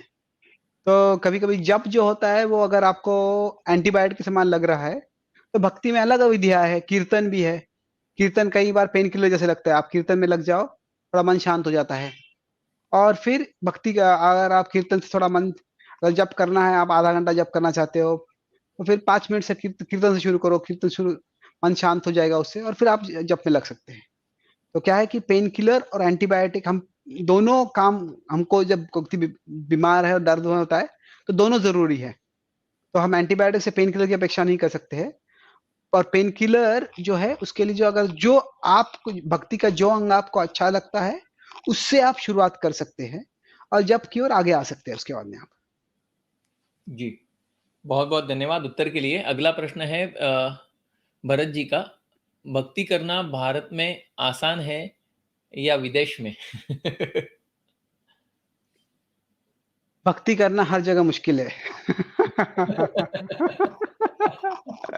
क्योंकि जो है, हमारा मन हर जगह वही होता है और मन चंचल होता है। अभी भारत में कल सांस्कृतिक दृष्टि से भक्ति करना आसान है, अलग-अलग धाम हैं। अगर आप मंदिर में जाओगे तो बहुत से मंदिर है, मंदिर में अच्छा वातावरण होता है, बहुत से भक्त होते हैं। तो सांस्कृतिक दृष्टि से भारत में बहुत अच्छा है। पर अगर पाश्चात्य देशों में जाओगे तो सांस्कृतिक दृष्टि से बहुत प्रलोभन ज़्यादा है, डिस्ट्रैक्शंस ज़्यादा है और वहाँ पे वो मुश्किल है। पर एक तरह से वहाँ पे अगर कोई भक्ति करना चाहता है, तो मंदिर में इतने सारे भक्त नहीं होते, तो सेवा का और मौका मिलता है। आप ज़िम्मेदारी ले सकते हो और वहाँ पे भी सेवा करने का मौका काफ़ी है। पाश्चात्य देशों में क्या होता है, जब भारतीय लोग जाते हैं, तो अगर पढ़ाई करने जाते हैं, नौकरी करने जाते हैं, तो थोड़ा कुछ समय के लिए थोड़ा ऐशो-आराम करते हैं, भोग करते हैं। पर उसके बाद में अगर विवाह हो जाता है, बच्चे होते हैं, भारतीय लोगों के बारे में पाश्चात्य देशों में एक चीज़ समझ में लोग कहते हैं, Indians take parenting very seriously. कि जो अपने बच्चों का पालन-पोषण करना, वो बहुत अच्छे से ज़िम्मेदारी से लेते हैं। और जब बच्चे हो जाते हैं, तभी सोचते हैं कि अभी मेरे बच्चों को तो मुझे संस्कार देने हैं। हमारी जो संस्कृति है, वो एक तरह से हमारे खून के समान होती है। खून जब शरीर के अंदर बहते रहता है, तो हमको पता भी नहीं चलता है। पर जब हम when we start losing blood, जब खून बाहर निकलता है और खून की कमी होने लगती है, तब हमको पता चलता है। तो जी संस्कृति की कीमत, जब हमारे पास संस्कृति होती है तो पता नहीं चलती है। जब संस्कृति नहीं होती है, तो संस्कृति चली जाने लगती है, तब पता चलती है। तो पाश्चात्य देशों में भी अगर कोई ज़िम्मेदारी लेना चाहता है, कोई गंभीर रहता है, तो बहुत सा मौका है प्रगति करने के लिए भी। पर भारत में सपोर्टिव कल्चर भारत में ज़्यादा है। जी जी, बहुत बहुत धन्यवाद। बढ़ेंगे अगले प्रश्न की ओर।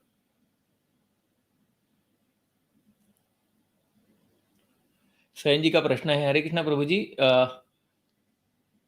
मेरे माँ पापा भक्ति करने नहीं देते हैं तो मैं क्या करूं? फैमिली से थोड़ा सा अपोजिशन होता है कभी कभी, शुरुआत में भक्ति करते हैं, तो उसके लिए आपका क्या मत है, क्या कर सकते हैं इसके लिए? देखिए, हमारे माता-पिता साधारणतः हमारे हितचिंतक ही होते हैं। तो अगर वो भक्ति का विरोध कर रहे हैं, तो क्यों विरोध कर रहे हैं? उनको शायद भय होता है कि शायद हम पढ़ाई नहीं करेंगे, हम ज़िम्मेदारियाँ छोड़ देंगे, सिर्फ़ भक्ति करने लगेंगे। तो फिर जो उनके रिज़र्वेशंस है, जो उनके भय है, उनको समझने का प्रयास करो। जैसे कि अगर आपके भक्ति का एक सर्कल है, हुँ? और आपके माता-पिता का इंटरेस्ट का दूसरा सर्कल है। तो अगर ये दोनों सर्कल कहीं इंटरसेक्ट होते हैं, ये दोनों का वो उस पे ज़ोर दो। अगर मान लीजिए, अगर कोई विद्यार्थी है और हाँ, भक्ति करने में काफ़ी समय लगता है, पर भक्ति करने से काफ़ी समय बच भी जाता है। जब भक्ति में लगते हैं, तो बहुत सारा जो समय खाने वाली चीज़ें हैं, हम उनको छोड़ देते हैं।